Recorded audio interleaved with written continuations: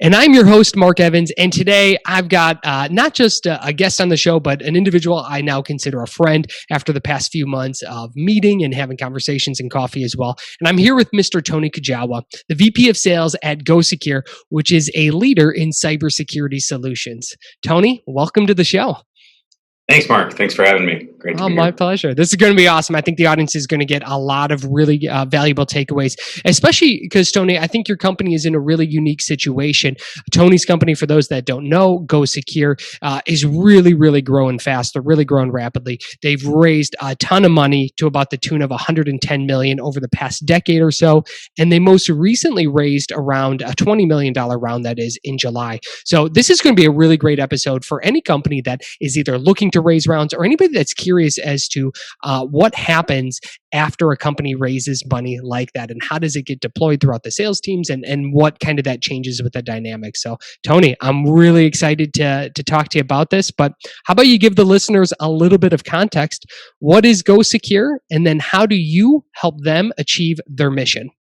Sure, I can do that. Thanks, Mark. So GoSecure is an industry-leading managed detection and response company. So what that means is really kind of a next generation MSSP, if you will, or managed security provider. So we have our own technology that was developed, over a decade ago now, that sits on the endpoint, and it has increased visibility over some of the endpoint tools in the market. So, with that, we have a team that monitors that, and we're able to see compromises and mitigate them within minutes.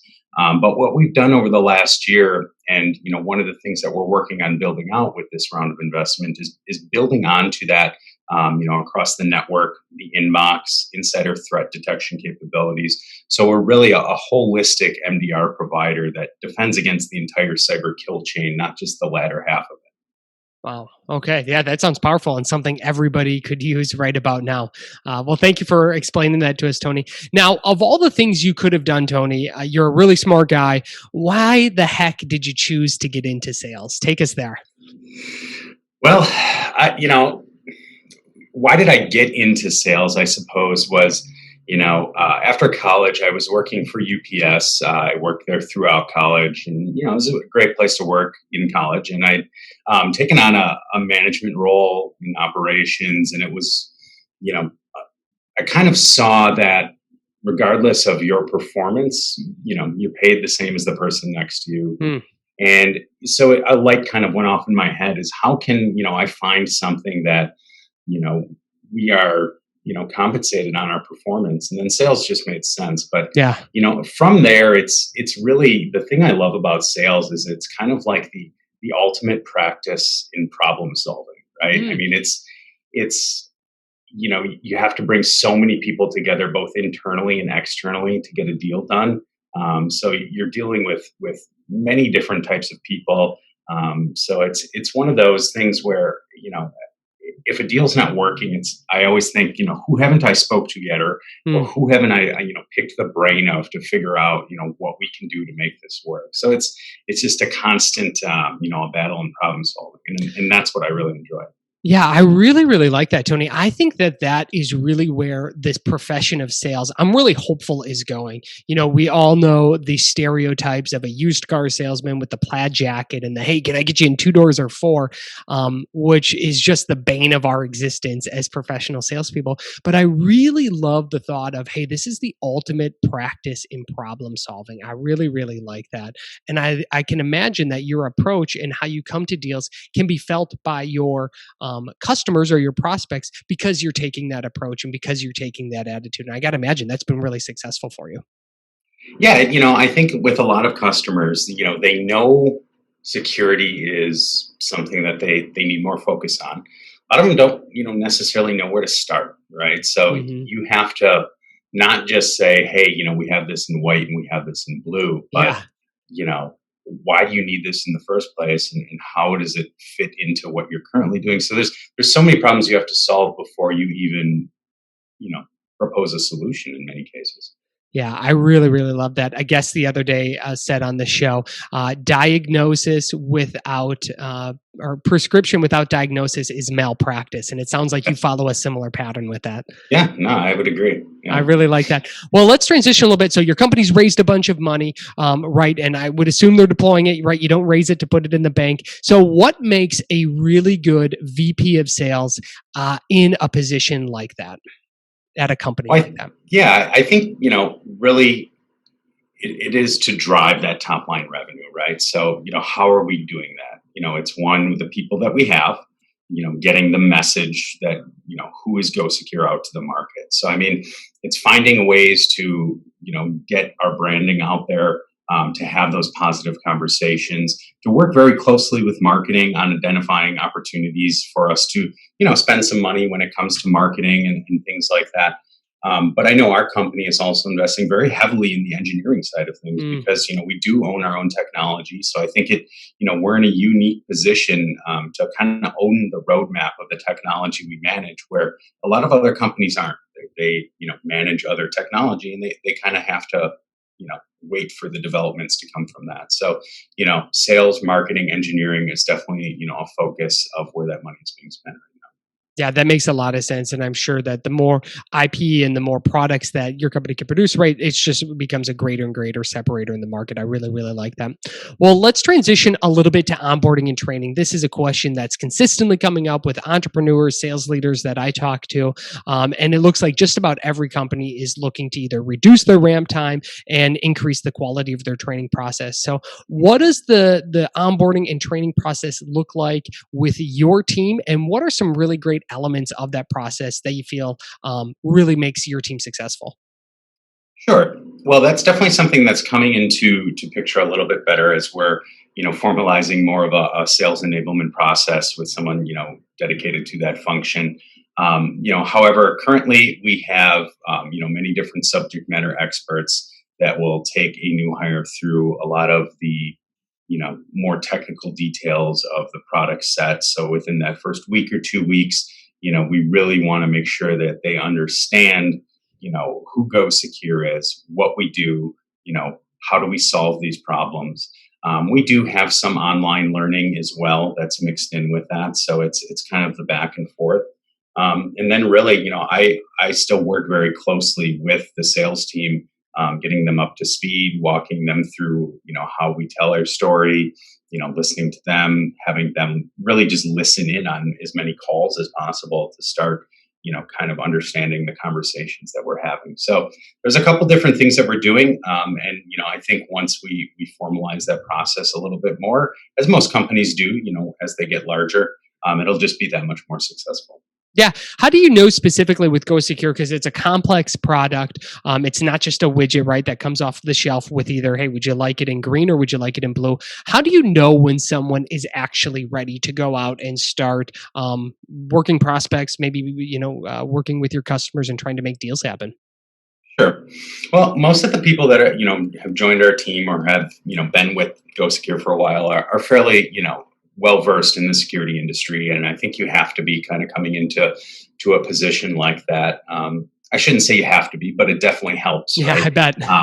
So I mean, the talk tracks and the questions around security, and really kind of the basic, sales acumen, if you will, is there a lot of times. I think it's just, how comfortable are you with Go Secure? How comfortable are you asking the right questions? Because that's Mm. really at the end of the day how we're going to, move a deal along is the questions that we ask. So, I think, I'm fairly confident in making that call, after a few weeks of, working very closely with new hires.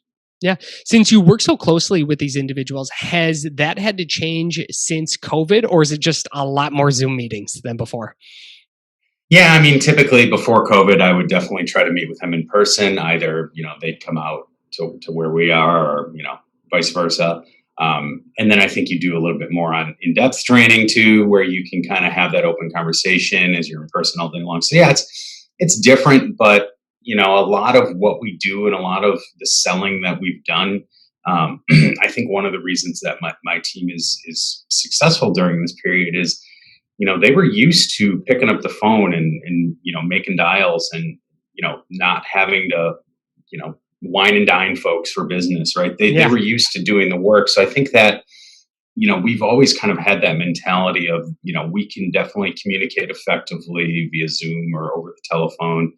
We can still ask the right questions, right? We don't need to Yeah. be in person, but so I think it's changed, but I think we're just as well off as we are, or as we would have been. Awesome. That's great to hear. That's really good to hear. Well, let's pivot a little bit into the sales playbook. Since this is the Inside the Sales Playbook show, let's talk a little bit about the sales playbook at Go Secure. So first of all, does your team have a sales playbook?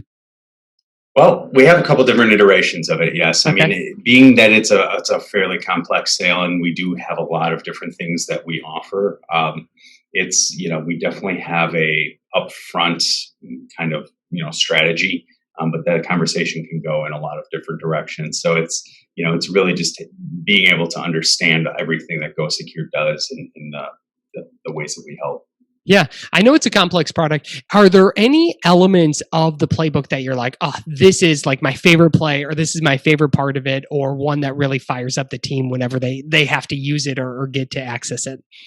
Yeah, no, I can't say. Nothing off the top of my head now. No, that's fair. That's fair. So what does the sales structure look like on your team at Go Secure? I know you got a couple of different positions and a couple of different roles. So how about you walk through the audience what your sales structure looks like, and if there's been any change recently to it, either due to the funding element or due to the change with COVID? Yeah, so we're always looking to add folks, but in a controlled environment and make sure that we're going about it the right way. We currently have 4 directors across the U.S. With a couple of business development reps as well. We have a fairly large sales force across North America. But I would anticipate over the next year definitely assessing ways that we can add to that. Like I said, in a controlled fashion, so that we're still approaching the market, aggressively. Yeah, that's great to hear. Now, with your individuals, do you, and with their outbound selling efforts, it sounds like there's a decent amount of outbound. I'm sure you get some inbound leads as well. If I'm a salesperson, whether a director or maybe a BDR on your team, do I have the creative license to develop my own kind of sales plays and sales methodology, or is there some sort of system and process that your team follows that you feel really separates you from the competition? I mean, as far as sales methodology and prospecting, I think sales is as much as an art form as it is a science. So definitely everyone can twist their prospecting messages to put a personal touch on it. But we do go over a fairly consistent cadence of the conversations that we want to have and how we want to take it to next steps. But again, I try to stay away from this is a script you need to follow. These are the emails you need to send out. I think it's more of a collaboration among the team of what's working, what's not, to find that right message, because one message might not work for another personality, mm-hmm. right? So it's all in how we deliver that. But so I would say yes and no to that. Okay, that makes a lot of sense. All right, let's. So we're recording this. It's the early week or two of Q4 of 2020. If I'm let's just play a little scenario here. If I'm a listener and I need to have an awesome Q4, right? These next 90, well, now it's like 80-ish days, right, are critical for me and my business and our sales team in the future, and especially setting us up for 2021.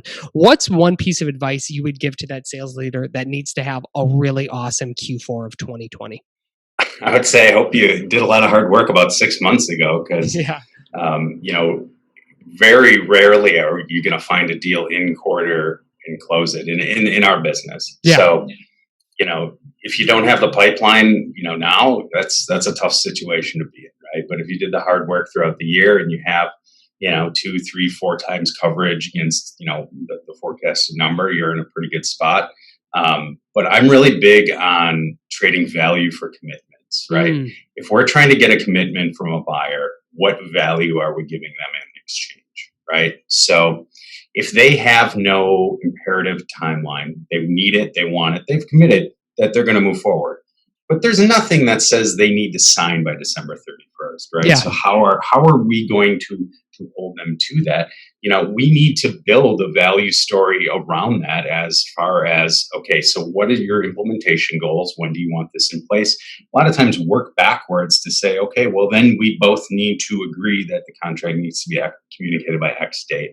So, trading value for commitments is paramount, I think, in ensuring that you get those contracts in time.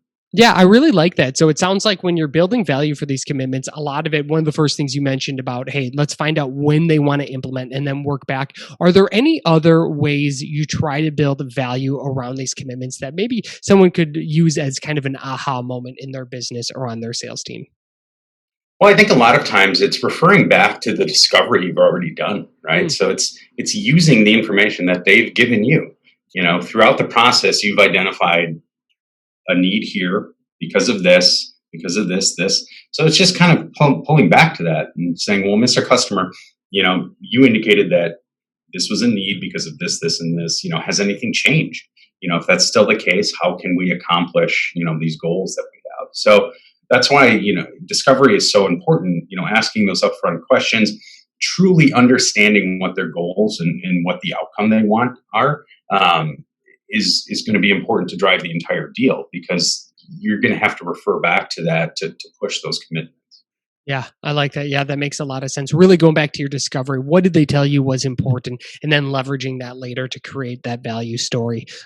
Yeah, I really, really like that.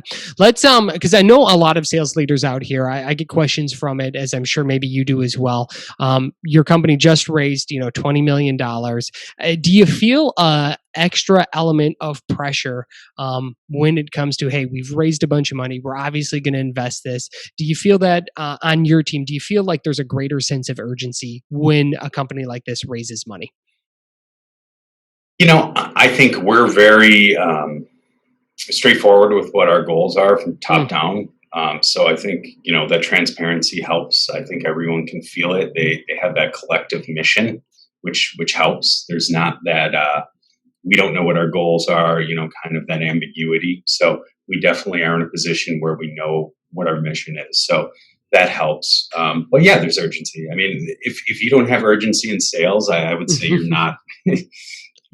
You're either doing something wrong or you shouldn't be in sales, right? Because Yeah, you should always kind of have that that cautious, optimistic, we're heading in the right direction, but we got to look at this, and this. And I mean, it's got to be a daily basis. You got to look at your pipe and say, what can I do today to move these deals? I mean, I think literally every day has to have that sense of urgency. But you also have to think big picture too, of how are we going to, achieve these goals that we have in 12 or 18 months. So yeah. um, I wouldn't say it's added urgency. I would say, it's positive, positive pressure. Let's put it I that way. like that positive pressure. That's a really good one. Are there any other ways that you add positive pressure to your sales team that you have found that really works well in inspiring a high performing team? Yeah, I'm constantly asking questions about deals. Where is this? What's next step? And to the point where I would hope that's just the way that everyone now thinks, right? Hmm. What's the next step here? How is my CRM up to date? Not from a micromanagement standpoint, but I've always said that clarity creates focus. If your Clarity creates CRM focus. system isn't in good order, you don't have that clarity, the focus that you need. So clarity creates focus. What are next steps? Look at my calendar. What calls do I have?